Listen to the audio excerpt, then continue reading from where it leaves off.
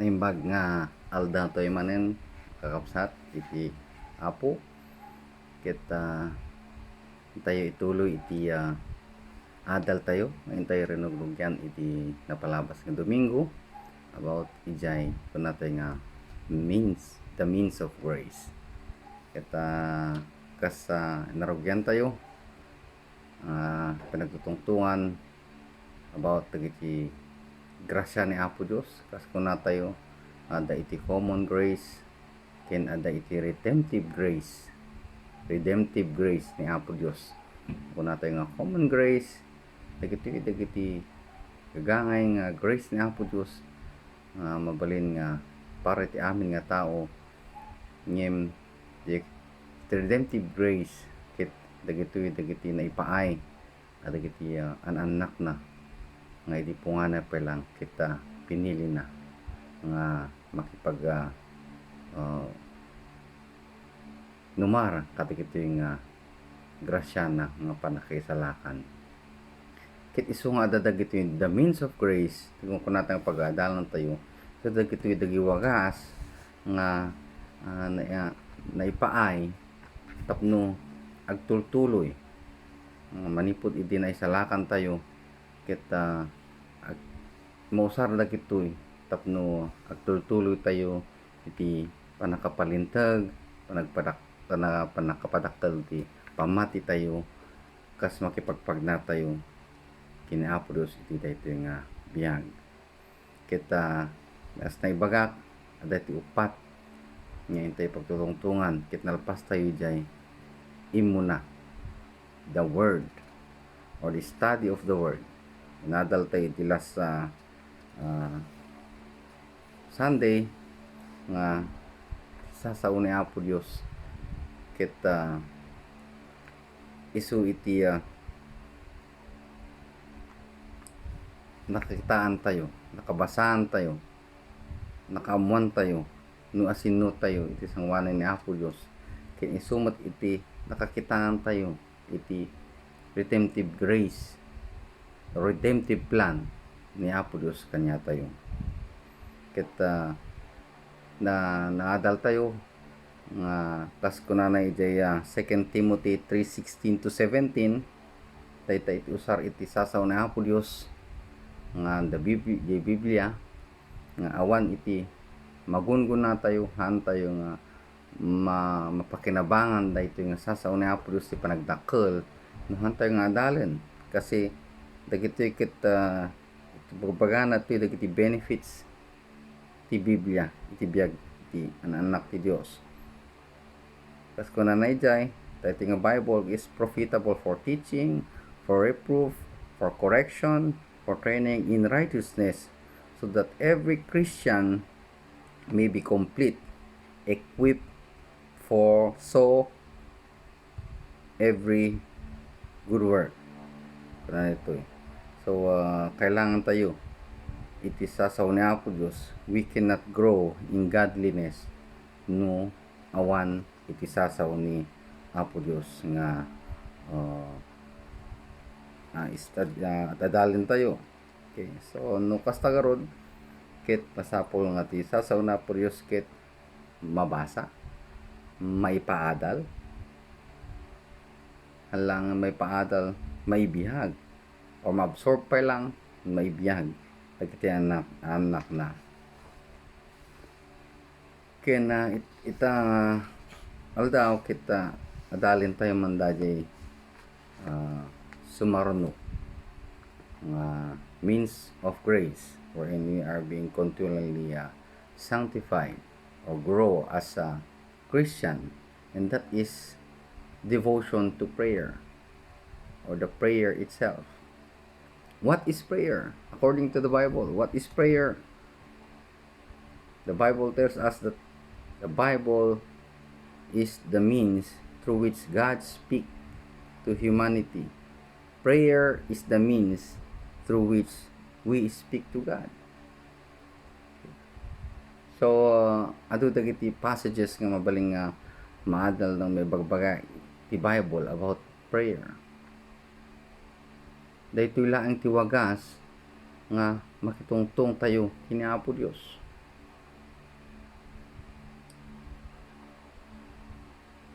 iti 1 Thessalonians 5:17 natiti ka ababaan nga amok nga memory verse idi. Christians are instructed to pray without ceasing.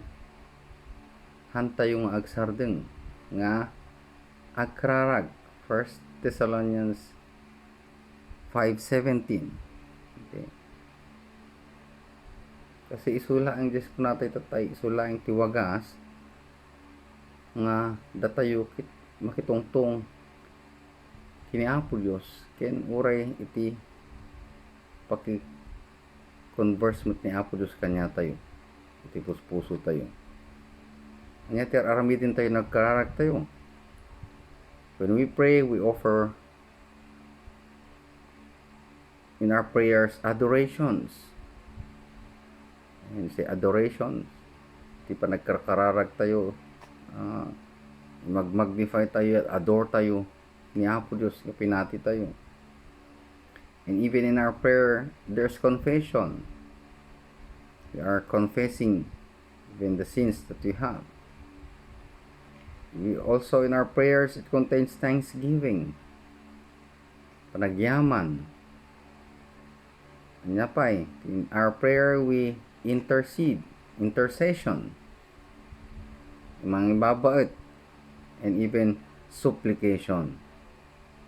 So when we pray, it panagkararag kita, we may do it privately.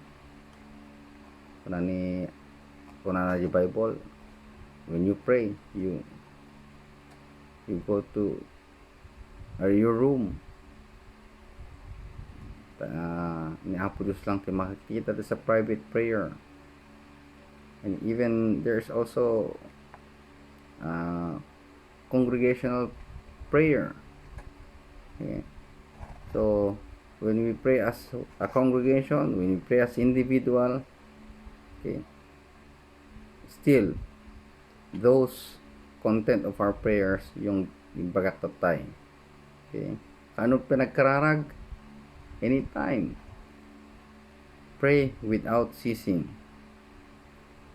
And as we pray, God blesses us with increase, or He will increase our faith to trust in Him, increase our fellowship in Him as we pray, increase our confidence in His character and works. Those are some benefits when we pray. Kahit kuman nga makitungtong kanya about prayer, kitantay man dito'y pasit iti Bible ti may nga prayer passage nga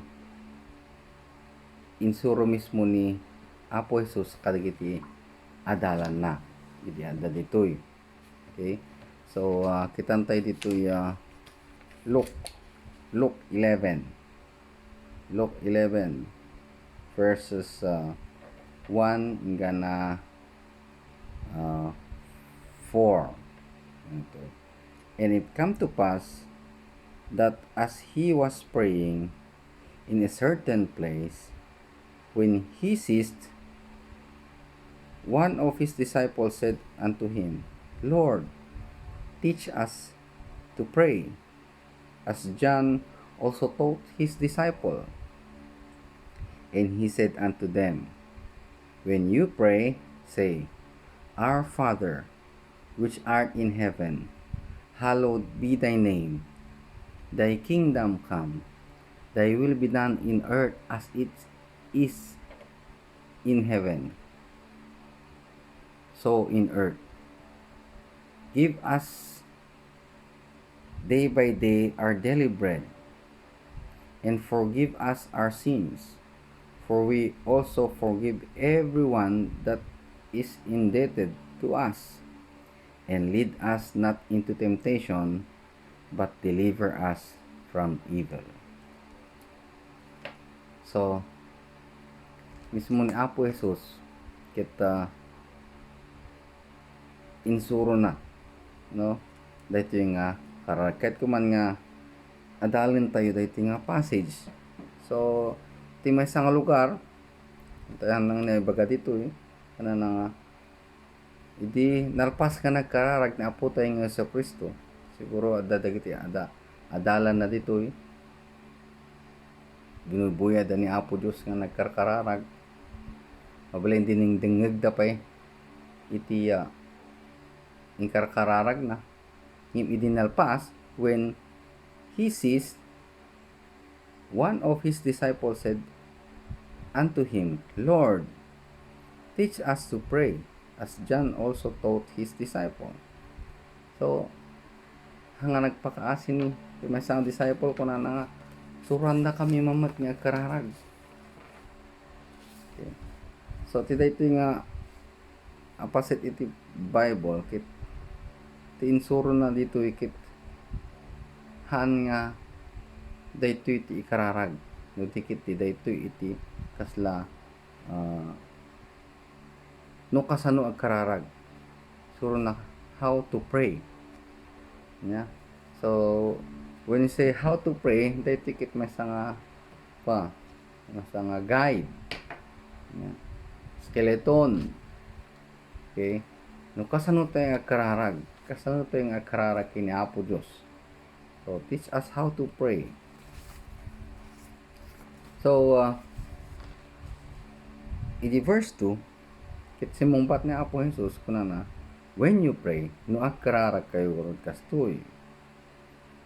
Our Father, which art in heaven. So kakapsat, inrugin ni Apo Jesus ng insuro, kit kastoy ti ka pa nagkararag yun. Our Father. Ito ti umuna ang insuro da. Our Father, who art in heaven. Anya iti madal tayo di first nga na imbaga ni Apo Dios no kasano tayo nga kararag iti enti framework nga isursuro na. So ti panagkararag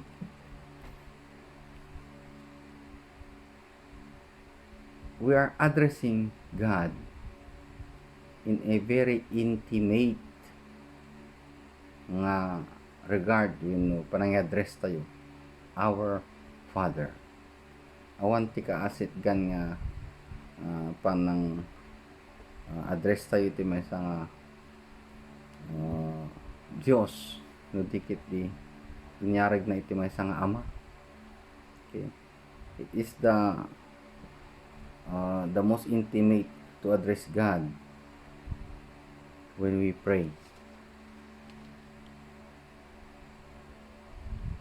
Adam lang iti positive Bible di ko na nga ni Apo Dios kastatang we have to approach Him as Father. Okay, kumaiti ko na ni Pablo di Romans 8:15 ko na nga crying Abba Father. Abba Father. You say ko na ni Pastor di Abba means Papa. So, ano kung natin nga Papa, we are pleading, we are addressing ni Apo Dios nga kas Ama. So, no Ama, ti kung kunatayo, kasano kasi dito yung Ama.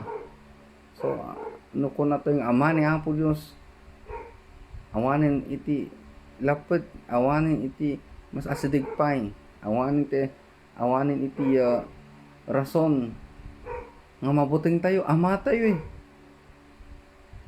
awanin ti buting nga hana nga denggen ti kararag tayo, hana maitin ti kasapulan tayo. Okay, kasi Ama tayo suna is our loving Father. So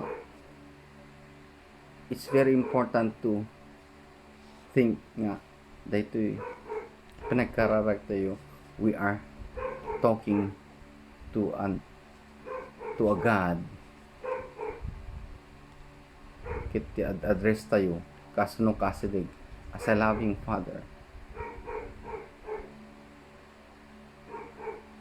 So kunan to, our Father which art in heaven or Heavenly Father.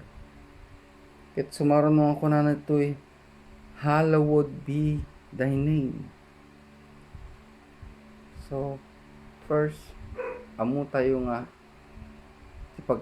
ti pagkararagan tayo kit Dios nga ti kasidig na amo tayo nga idiinawat tayo na Apo Jesus haan nga di devil tinatang tayo si God our Father before ti ko na ti address ni Apo Jesus kanya tayo the devil is your father.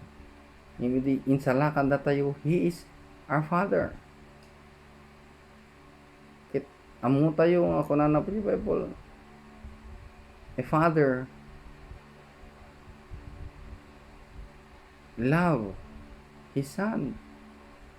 No dumawat tupay jay anak mo kunan na jay passage jay ka other passages kunan na dumawat jay anak mo iti tinapay hamon to pa ikan ti ulig, how much more iti ama tayo di langit,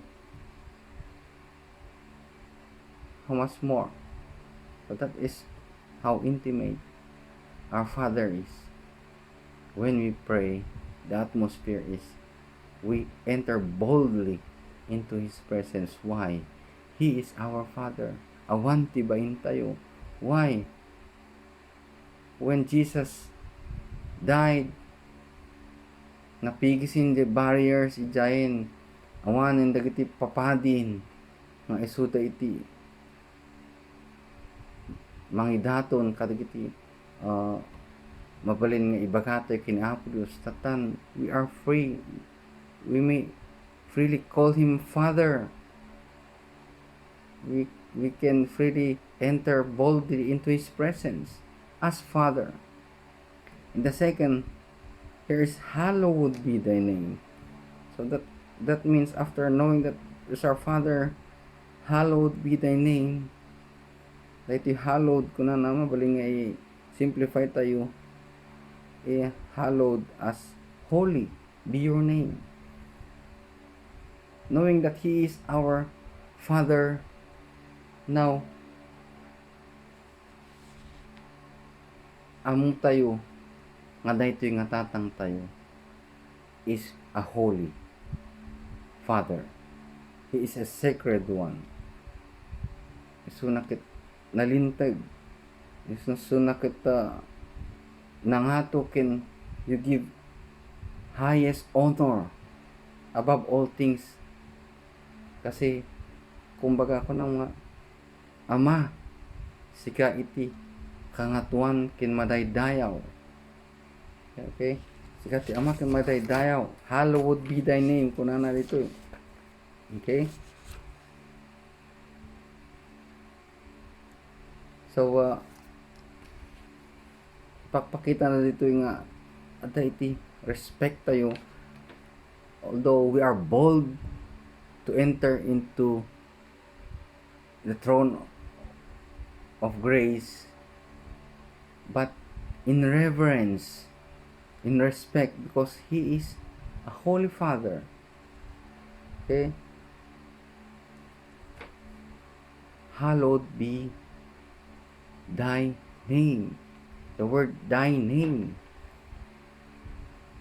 Madayaw iti nagan mo. When you say nagan mo, it is talking about no sino isuna. Okay? Amin nga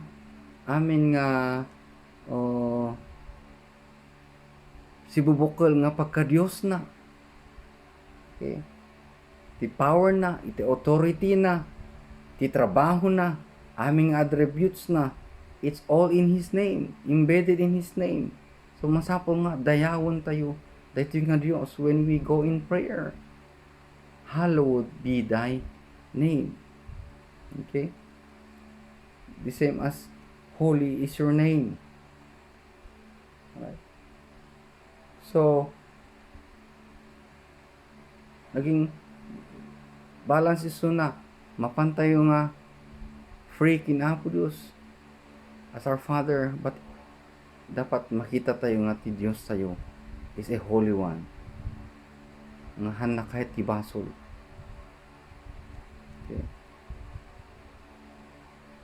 And we have to desire, we desire His glory. Okay. Not our, and when we talk, when we go to His presence, when we hallow His name,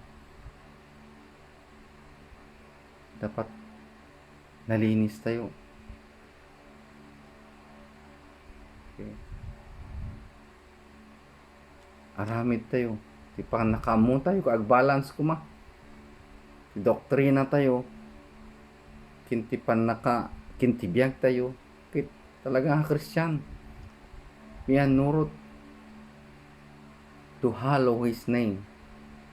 That's our God. When we pray. So, our Father who art in heaven, holy be your name. Yet sumarunod ay, your kingdom come.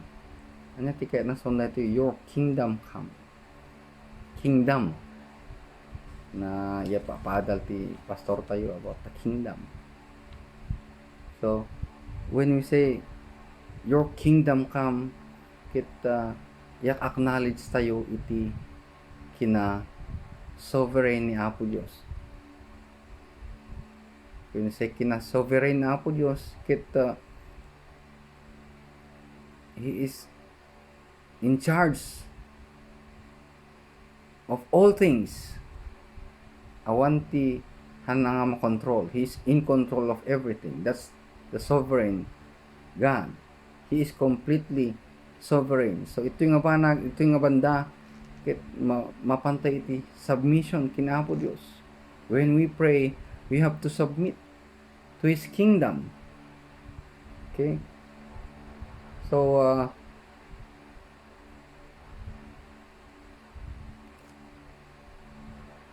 what ito yung kingdom nga kunana dito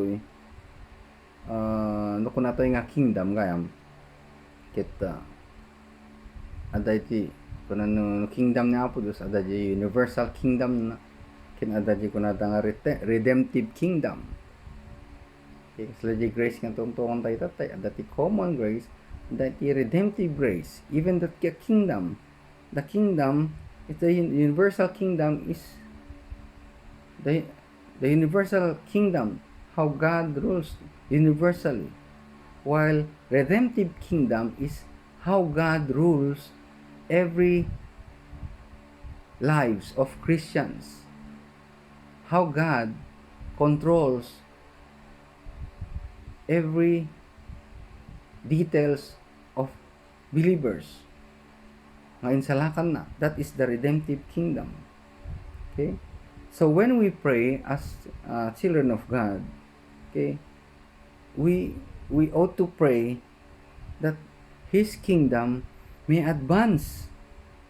It's not the universal kingdom that will advance, but we are praying that His redemptive kingdom, okay, will advance. And how? By means of our faith as we pray. So kung ano ito, your kingdom come and thy will be done in heaven so in earth. And that's the will of God, to redeem. And we are the church that yung namati. Those are the dagiti mabalin nga ikararag tayo nga lumawa iti kingdom ni Apo Dios, iti panakaisalakan dagiti tattao. That is our prayer. That's our foremost prayer, that the redemptive kingdom may come on earth. Okay, hanga dadya ko kingdom na umay ditoy daga. And what is the kingdom? The redemptive kingdom of God, the salvation of sinners. No? When when we pray for our loved ones to be saved, that is the kingdom, you know, the will, that is the will of uh, God that will be done in heaven and in earth. So dahiti ko maiti laman iti kararag tayo. Okay, so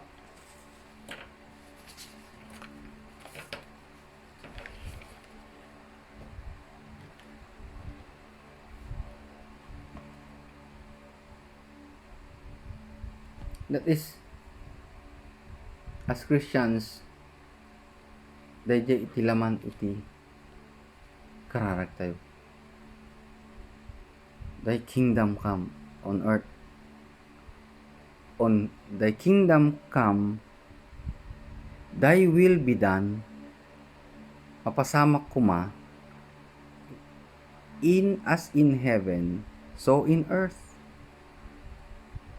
So we have to advance. We pray to advance God's kingdom as we pray for the advancement of the kingdom of God on earth, the salvation of more souls. Okay? The salvation of our loved ones, our neighbor. That is for the glory of God. Okay? So that is the glory, that is the passion nga makita tayo ito eh. Passion iti kararag tayo. Okay? Let our prayer, no, be a worship. So data iti makita tayo dito yung verse 2. When you pray, say, Our Father which art in heaven, hallowed be thy name, thy kingdom come, thy will be done in earth, so in heaven.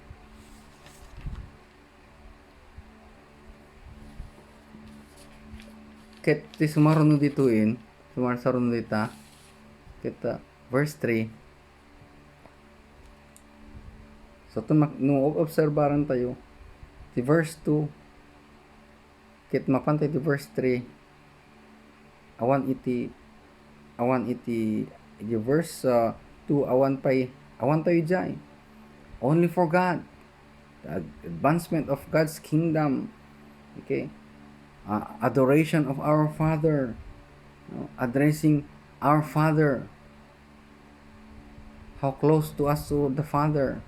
But in verse 3, give us day by day our daily bread, and forgive us our sins, for we also forgive everyone that is indebted to us, and lead us not into temptation, but deliver us from evil.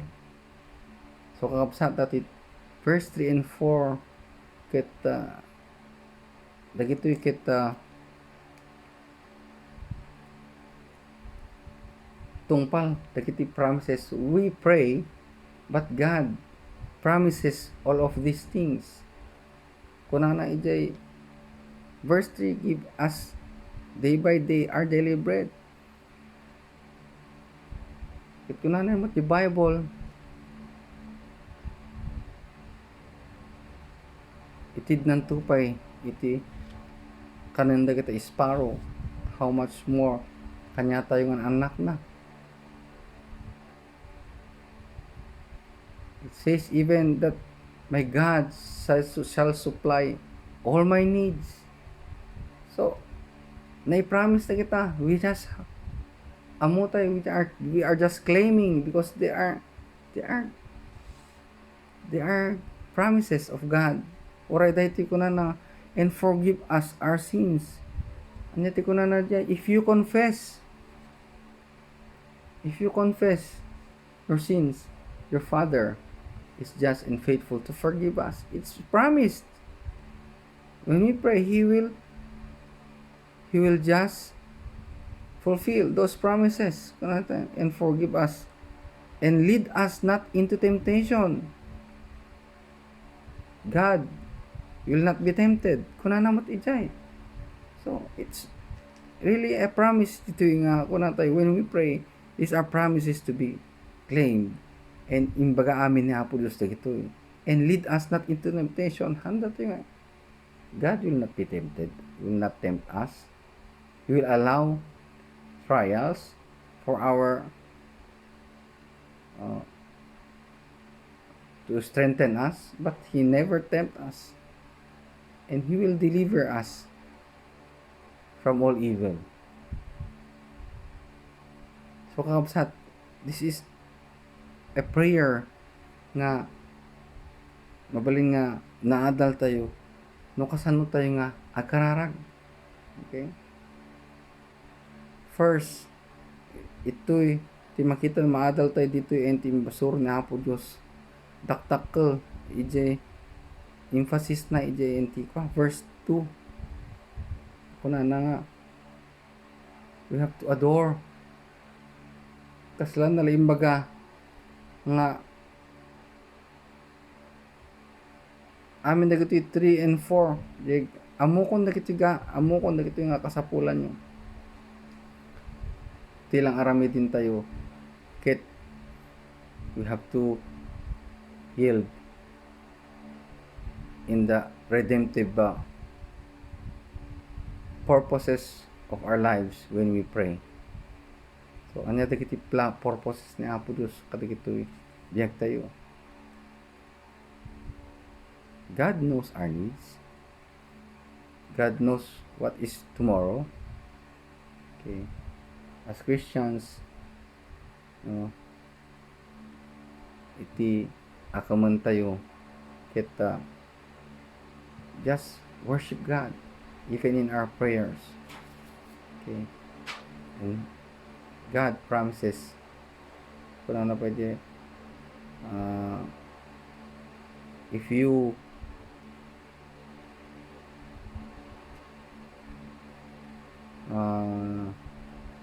masa nga kung na di ay pasit iti Bible kung na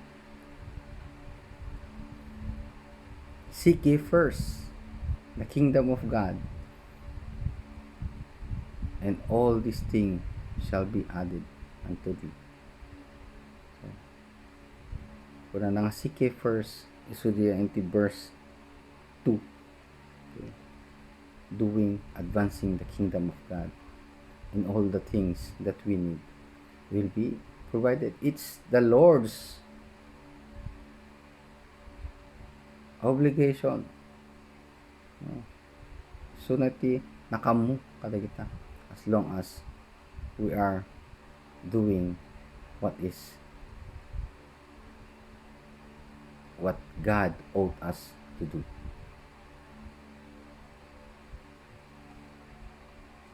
Kita nasayat unay data inadlal tayo na di Luke 11 kita no next Sunday nya kita adalin tayo manenjay devotion to prayer daytoy. Next is fellowship. Okay. Fellowship with other believers. So, anya nga tamot iti sursuro na nadalin tayo mat. Why is it that fellowship is another means of grace that is very essential for our growth. Yamanak kita ti Dios iti madayaw iti dito nga inadlal tayo about prayer.